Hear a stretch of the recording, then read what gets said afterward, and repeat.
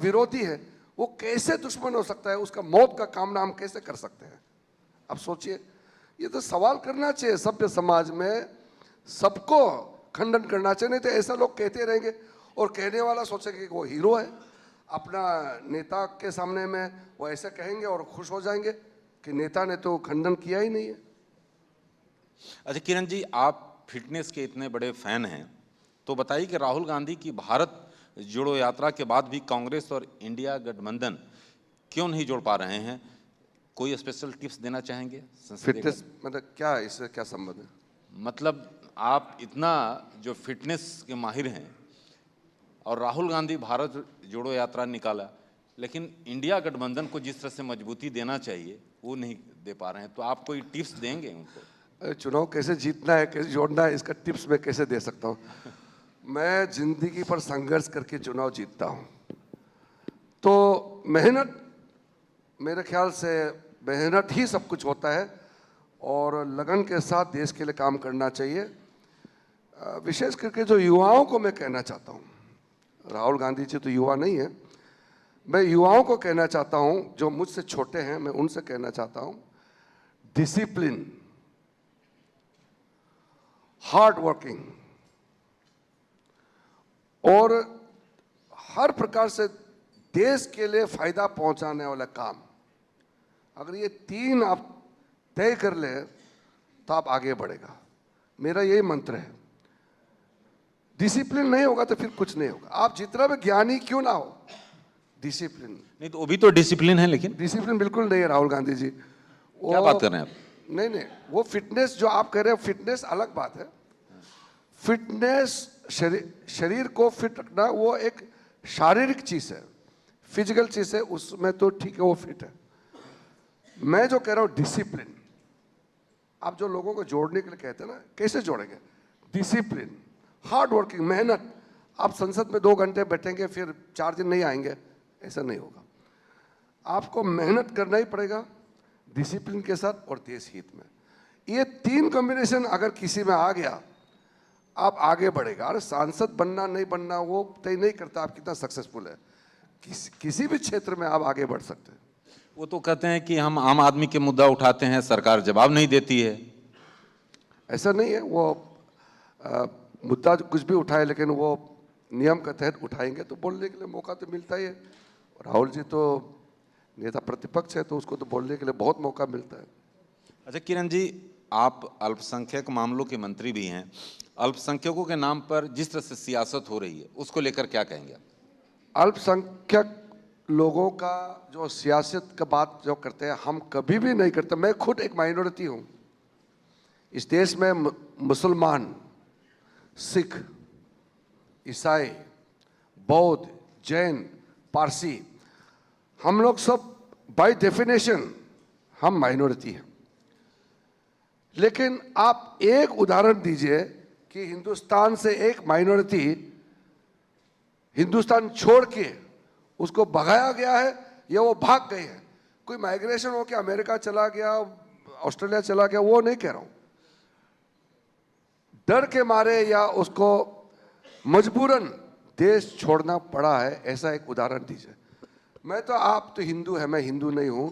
मैं ये कहना चाहता हूं इस देश में मेजोरिटी हिंदू है, इसलिए हम लोग प्राउडली माइनॉरिटी होके भी हम लोग सेफ, सिक्योर्ड और अपने आप को भारतीय कहने में हम गर्व होता है। आप इमेजिन कीजिए अगर मैं पाकिस्तान में फंस जाते तो, अगर हम बांग्लादेश में फंस जाते तो, वहां बांग्लादेश में जो बुद्धिस्ट, क्रिश्चियन, हिंदू फंस गए, क्या हाल हुआ आज उसका? छोड़ छाड़ के पूरा भगा दिया गया है। पाकिस्तान में माइनॉरिटी का क्या हाल हुआ है? हम लोग इंडिया में बच गए हैं इसलिए हम माइनॉरिटी है, लेकिन माइनॉरिटी का एहसास होता ही नहीं है। चाहे वो मुस्लिम हो, हिंदू हो, कोई भी हो, भारतीय होना गर्व की बात है। आप महसूस नहीं होते होंगे। अच्छा, पश्चिम बंगाल में बाबरी मस्जिद की नींव रखी गई है, उसको लेकर जिस तरह से टीएमसी के वो विधायक थे उनको निष्कासित, निलंबित किया गया है, किस तरह से देखते हैं आप इसको लेकर? मेरे ख्याल से वो तो मुसलमान लोग भी उसको सपोर्ट नहीं करेंगे। अगर कोई सपोर्ट करता तो गलत बात है।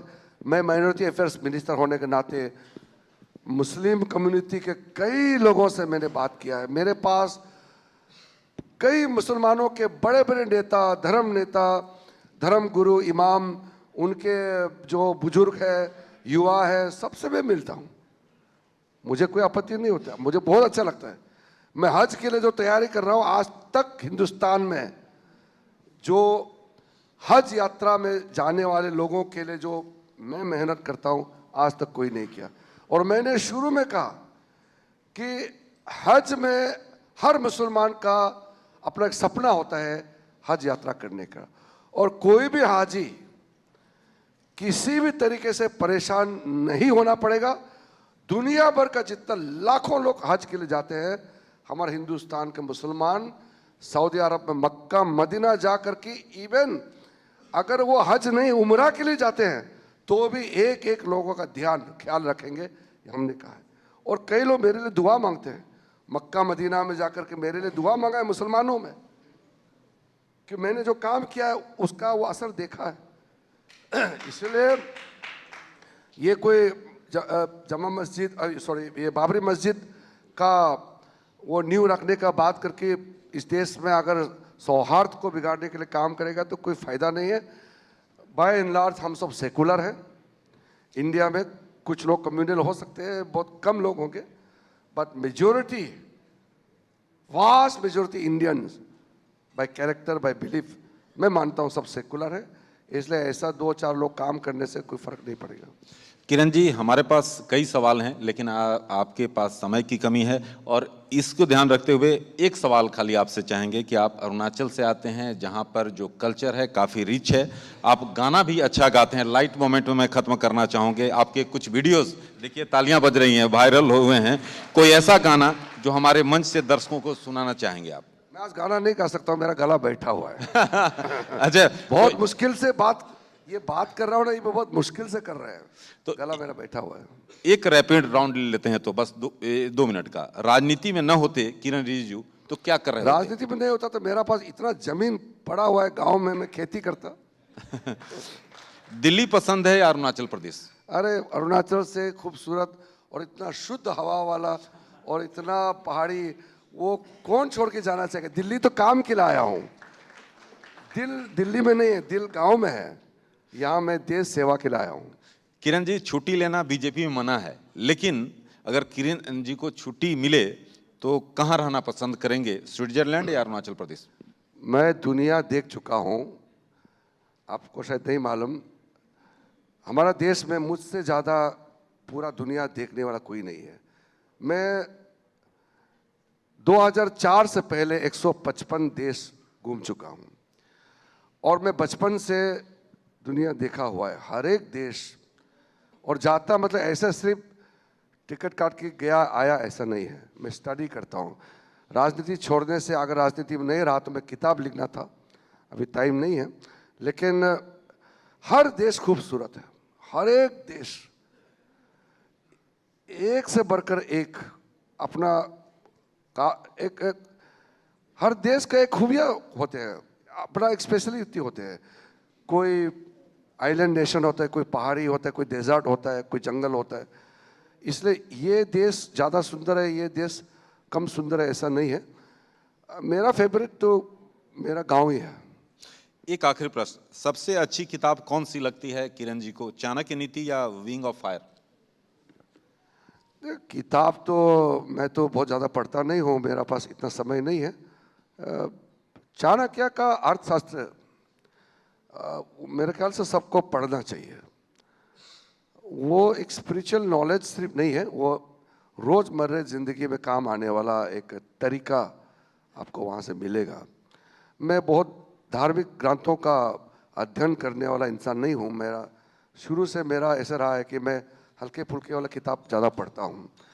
मैं इतना डीप नहीं जा सकता क्योंकि मेरा सोच ही नहीं है उतना डीप जाने का, क्योंकि बचपन से पिताजी का साथ घूमना, कभी शिकार के लिए जाना, आजकल तो हम लोग हंटिंग नहीं करते, बचपन में करते थे वहाँ, फिर मछली मारना, खेती में जाना, फिर बाद में थोड़ा बड़ा हो गया तो फिर स्कूल, फिर कॉलेज, तो फिर कॉलेज से तुरंत फिर राजनीति में, तो इतना किताब वगैरह पढ़ने का मुझे मौका मिला नहीं।